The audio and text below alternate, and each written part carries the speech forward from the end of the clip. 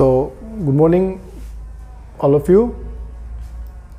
So, today we are going to study science from class 8 standard, and you know the chapter is microscopic organisms. तो first question यहाँ से ये raise होता है कि microscopic ये जो टर्म दिया गया है इसका मतलब क्या है. सो देखो, माइक्रोस्कोपिक वर्ड का मतलब होता है कि जो नॉर्मली हम अपने खुद के नेकेड आई से हम देख नहीं सकते. अब बात हुआ इस तरह कि हमें पता है कि हमारे दुनिया में बहुत सारे लिविंग ऑर्गेनिजम्स हैं. जो लिविंग ऑर्गेनिज्म इधर उधर घूमते हैं, हमें दिखाई भी देता है. लेकिन ऐसे भी कुछ लिविंग यानी जिसमें जान होता है, ऐसे भी हमारे आसपास पाए जाते जो हमें डायरेक्टली आंखों से हम नहीं देख सकते. तो जो ऑर्गेनिजम्स को हम खुली आंखों से यानी नेकेड आई से हम नहीं देख सकते, उसको कहा गया माइक्रोस्कोपिक. एंड उसके साथ एक टर्म जोड़ा गया ऑर्गेनिजम्स. ऑर्गेनिजम्स का मतलब ही हुआ जिसमें जान होता है, लाइफ होता है. तो यानी आज हम ऐसे कुछ इनविजिबल, मैं यही कहूँगा इनविजिबल ऑर्गेनिजम्स के बारे में हम जानेंगे जो हमारे नॉर्मली आजू बाजू तो होते तो है, हमारे साथ भी रहते और लेकिन हम उसको देख नहीं सकते. तो चैप्टर शुरू होता है उस बात से. सो जब भी हम कहते हैं कि लिविंग ऑर्गेनिज्म, तो ऑब्वियसली ऑर्गेनिजम्स कुछ ऑर्गेनिज्म बड़े होते और कुछ छोटे होते. लेकिन जब जब ये दुनिया में साइंस एंड टेक्नोलॉजी धीरे धीरे आगे बढ़ा, ये देखने को मिला कि कुछ ऐसे ऑर्गेनिजम्स भी है जो हमारे साथ में चलते तो है पर हमें दिखाई नहीं देते. फर्स्ट टाइम इसके बारे में जिस साइंटिस्ट ने सबसे पहले बात किया था वो थे हमारे लीवेनहुक. उनका अगर नाम पूरा अगर वो जानना चाहते हो, उनका नाम है एंटोनी वैन लीवेनहुक. स्पेलिंग को ध्यान से देखना, लीवेनहुक, LWENHOEK,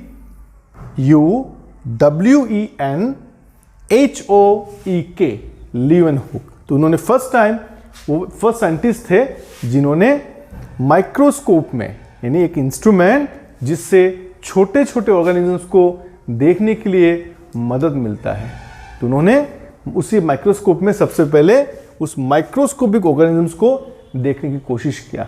आपको ये भी बता दूं, जिस चीज को वो देखने की कोशिश किया था वो था एक cork cell, CORK, cork cell.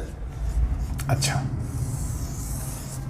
अब मोस्ट इंपॉर्टेंट, ये जो माइक्रोस्कोपिक ऑर्गेनिजम्स होते जो है और मोस्ट इंपॉर्टेंट जो दिखाई भी नहीं देते, इसका मतलब सिर्फ और सिर्फ उनके बारे में अगर हम स्टडी करना चाहते तो सिर्फ और सिर्फ हम उसको माइक्रोस्कोप में ही हम देख सकते, नहीं उस इंस्ट्रूमेंट में ही देख सकते. तो जब जब आज के डेट में जितने भी माइक्रो ऑर्गेनिजम्स के बारे में स्टडी साइंटिस्ट लोगों ने किया है, वो सब सिर्फ और सिर्फ माइक्रोस्कोप में ही ऑब्जर्व करके लोगों ने स्टडी किया. And you should know that there are several types of microscope होता है, सिंपल माइक्रोस्कोप से लेकर इलेक्ट्रॉनिक माइक्रोस्कोप तक. अच्छा, यहां पे मैंने एक टर्म लिखा इंटरेस्टिंगली, माइक्रोबायोलॉजी. इसका मतलब क्या हुआ, ऐसे सो कॉल्ड स्टडी जिसमें माइक्रो ऑर्गेनिज्म का स्टडी होता है उसको बोला जाता है माइक्रोबायोलॉजी. माइक्रो मतलब स्मॉल और बायोलॉजी मतलब लाइफ. इसका मतलब क्या हुआ, छोटे छोटे ऑर्गेनिजम्स के बारे में स्टडी को कहा गया माइक्रोबायोलॉजी, और द साइंटिस्ट जो इसको स्टडी करते हैं उनको कहा गया माइक्रोबायोलॉजिस्ट. आगे हम देखते हैं कि अगर ये एक छोटे छोटे ऑर्गेनिजम्स है तो नॉर्मली उनका कैरेक्टरिस्टिक क्या हो सकता है, उनका गुण क्या हो सकता है. जिस तरह हमें पता है ह्यूमन बीइंग या कोई भी एनिमल्स, कोई भी प्लांट को देखकर, टच करके हम क्या कर सकते हैं, उसके बारे में थोड़ा बहुत एक्सटर्नल उसके कैरेक्टरिस्टिक्स को हम जान सकते. तो सिमिलरली जो माइक्रो ऑर्गेनिजम्स होते हैं उनका क्या कैरेक्टरिस्टिक्स हो सकता है. सो होता तो बहुत सारे हैं, पर मैंने कुछ पॉइंट्स को यहाँ पे मैंने बनाया है जिसको हम लेके डिस्कस करेंगे. फर्स्ट पॉइंट, माइक्रो ऑर्गेनिजम्स में बी यूनिसेलुलर और मल्टीसेलुलर. आप लोग यहाँ पे देख पाओगे, यहाँ पे दो टर्म दिया गया है, unicellular and the second term is multi cellular. Unique का मतलब होता है वन और सेलुलर का मतलब हुआ सेल, यानी ऐसे ऐसे माइक्रो ऑर्गेनिज्म जिसमें सिर्फ एक ही सेल होता है। यूनिक का मतलब हुआ वन, इसका मतलब ऐसे माइक्रो ऑर्गेनिजम्स जिसमें बस एक ही सेल होता है उनको कहा गया यूनिसेलुलर। और एक से ज्यादा अगर हम माइक्रो ऑर्गेनिज्म अगर होता है उनमें सेल 2, 3, 4 एंड इनफाइनाइट, उनको कहा गया मल्टी सेलुलर। मल्टी का मतलब ही हुआ मैनी। मैनी मतलब जब एक से ज्यादा सेल हो जाते उसको हम मैनी कह सकते, यानी मल्टी सेलुलर। अच्छा, second point, microorganisms are omnipresent. Omni का मतलब ही हुआ कोई भी एनवायरमेंट। यहाँ पे एनवायरमेंट का मतलब क्या हुआ कि हमारे आसपास हम क्या देखते, हमारे आसपास एयर होता है, वाटर होता है एंड लैंड भी होता है। तो यानी ऐसे माइक्रो ऑर्गेनिजम्स जो ये तीनों ही कंडीशंस में प्रेजेंट होते या पाए जाते हैं उनको कहा गया ओमनी प्रेजेंट। देखो लास्ट वर्ड में एक वर्ड है प्रेजेंट, मतलब वो कहाँ पे उन्हें वो पाए जाते। मे भी यही कारण है कि आज के डेट में जो आपको सबको पता भी है कि कोरोना वायरस का जो डेट चल रहा है हमें दिखाई भी नहीं देता, लेकिन सोच के देखो वो हवा से हमारे अंदर वो स्प्रेड कर लेता है via nose, then it enter to lungs. इसका मतलब क्या हुआ कि माइक्रो ऑर्गेनिज्म सिर्फ एयर ही नहीं बल्कि पानी एज वेल एज लैंड से भी हमारे अंदर, या तो यह कह सकते हो कि वो तीनों एनवायरमेंट में वो प्रेजेंट होते हैं। Third, microorganisms are capable of withstand extreme conditions of dryness. अब ये इंटरेस्टिंग पॉइंट है। इसमें क्या होता है कि जैसे कि हमें पता है कि अगर हम कोई एक ह्यूमन बीइंग को लेते हैं या कुछ प्लांट्स भी होते हैं, human being extreme high cold या हाई, या कैसे कह सकते हो कि ज़्यादा अगर हॉटनेस आ गया वहाँ पे हम नहीं रह सकते। हाँ, ये भी सही है कि हमारे ग्लोब में जो 2 पोल होता है वहाँ पे टेम्परेचर्स कभी कभार -70, -64 डिग्री सेल्सियस तक चला जाता है। लेकिन इंटरेस्टिंगली जो माइक्रो ऑर्गेनिजम्स होते हैं, कभी कभार ऐसे भी माइक्रो ऑर्गेनिजम्स है कि जहाँ पे बहुत ज़्यादा ड्राइनेस जब आ जाता है, यानी सूखा जब आ जाता है, वो क्या करते, अपने चारों तरफ एक शील्ड बना कर रहते, उसको हम बोलते हैं सिस्ट, CYST, सिस्ट। सिस्ट यानी एक, आप लोग कह सकते हो सर्कुलर या इरेगुलर बॉडी, एक स्ट्रक्चर बनाकर वो ऐसे रह जाते। कब तक? जब तक वहां पे एक्सट्रीम लेवल पे कुछ ड्राइनेस रहा। सोच के देखो, इतने छोटे माइक्रो ऑर्गेनिजम्स है फिर भी वो इतने इंटेलिजेंट है कि एनवायरनमेंट के कंडीशंस के ऊपर खुद को जैसे चाहे वो खुद को रख सकते in the form of even cyst. कौन से स्टेट में? Most important extreme conditions. यहां पे हम मोस्ट इंपॉर्टेंट बात कर रहे हैं ड्राइनेस के समय, बहुत ज़्यादा सूखा आ जाता है। हमें पता है कि ज़्यादा अगर सूखा आ गया इंसान नहीं रह सकते, लेकिन जो माइक्रो ऑर्गेनिजम्स है वो सूखे में भी रह सकता है। अच्छा, फोर्थ पॉइंट जो सबसे ज़्यादा हमारे लिए इंपॉर्टेंट पॉइंट है कि माइक्रो ऑर्गेनिजम्स को बांटा गया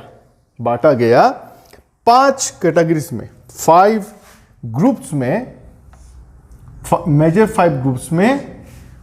ठीक है, यहां पे मोस्ट ज्यादा कंफ्यूजिंग बात ये होता है कि यहां पे जो माइक्रो ऑर्गेनिज्म को जो बांटा जा रहा है किसके बेसिस पे। आने वाले समय आप लोग साइंस में ये आप लोग जानने की कोशिश करना कि जब हम कुछ ऑर्गेनिजम्स को क्लासिफिकेशन करते, हमें ये जानना जरूरी है कि किसके बेसिस पे हम उसको क्लासीफाई कर रहे हैं, यानी वो क्या मुद्दा है जिसके बेसिस पे इसमें क्लासिफिकेशन हो रहा है। तो यहाँ पे माइक्रो ऑर्गेनिजम्स को क्लासीफाई किया जा रहा है उसके गुण के ऊपर, कैरेक्टरिस्टिक्स के ऊपर। तो उसमें टोटल है तो 5, लेकिन मैं कहूँगा 5 पे मैं 2 कैटेगरी कर दूंगा। एक कैटेगरी में आएगा 4 और एक कैटेगरी में अलग से 1 आएगा। 4 कौन कौन से? वो है आपके बैक्टीरिया, एल्गी, फंगाई, कोई फंजाई भी बोलते, प्रोटोजोआ, ये चार मैंने कहा था ना, चार चीजें, तो ये हुआ चार। और एक जो मैंने कहा था मैं अलग करके रख रहा हूं वो है वायरस। अब इसका कारण ये है, मैंने इसको क्यों अलग मैंने किया, बिकॉज ये जो चार जो है यानी bacteria, algae, fungi and protozoa, ये चारों ही लिविंग है। और ये जो वायरस जो है, वायरस या वायरसेस, सिंगुलर या प्लूरल फॉर्म कुछ भी कह लो, ये सिर्फ हुआ नॉन लिविंग। इसलिए चार हुए लिविंग और एक हुए नॉन लिविंग। और एक मोस्ट इंपॉर्टेंट कंफ्यूजिंग चीज ये होता है कि ये जो पांच जो अलग अलग जो नाम दिया गया वो किसी एक का नाम नहीं है, बल्कि ये एक ग्रुप का नाम है। ग्रुप का मतलब क्या हुआ, जैसे कि एग्जांपल, हम जिस सोसाइटी में रहते हैं हर एक का एक टाइटल होता है, राइट। किसी का हुआ दास, किसी का हुआ लश्कर, किसी का हुआ मजुमदार, किसी का हुआ नाथ। अब नाथ थोड़ी एक इंसान हुए, नहीं ना, बहुत सारे इंसान में, मतलब नाथ हुआ एक टाइटल जिसका अंडर में हजारों लाखों लोग रहते हैं। तो सेम उसी तरह बैक्टीरिया भी किसी एक का नाम नहीं है, उस नाथ के जैसा है, यानी उस नाथ टाइटल के जैसा है, जिस टाइटल का मेन वो एक ग्रुप का नाम हुआ। इसलिए मैंने कहा कि मेजर इसे ग्रुप्स है, ये इंडिविजुअल नहीं है, एक नहीं है, ये ग्रुप का नाम है। तो bacteria is a name of A group, algae is a name of A group, fungi is a name of A group, similarly protozoa and viruses. यानी इसका मतलब क्या हुआ, जिस तरह अगर नाथ अगर एक टाइटल हुआ, लश्कर अगर एक टाइटल हुआ, और दास अगर एक टाइटल हुआ, भट्टाचार्य अगर एक टाइटल हुआ, तो टाइटल के अंडर में सैकड़ों लोग आएंगे।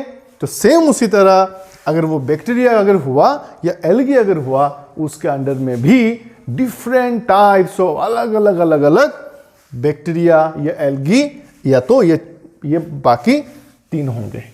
तो आई होप आपको समझ में आया होगा ये चीज।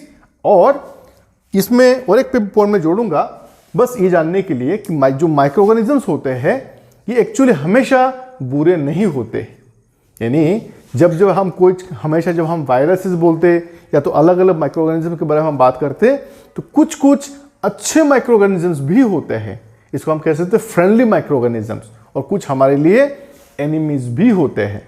तो यानी माइक्रो ऑर्गेनिजम्स कुछ यूजफुल होते हैं, जैसे कि एग्जाम्पल आप आने वाले समय हम पढ़ेंगे उसके बारे में डिटेल्स में, बस एग्जाम्पल दे रहा हूं। जैसे कि जब हम मिल्क से कार्ड बनाया जाता है तो उसमें मोस्ट एसेंशियली एक बैक्टीरिया का जरूरत पड़ता है, यहाँ पे इसको हम बोलते हैं लैक्टोबैसिलस। पढ़ेंगे हम आने वाले समय, तो वो गुड माइक्रो ऑर्गेनिज्म, लेकिन वही माइक्रो ऑर्गेनिज्म जो हमारे लिए डिजीज लाता है उसको हम बोलते हैं एनिमी।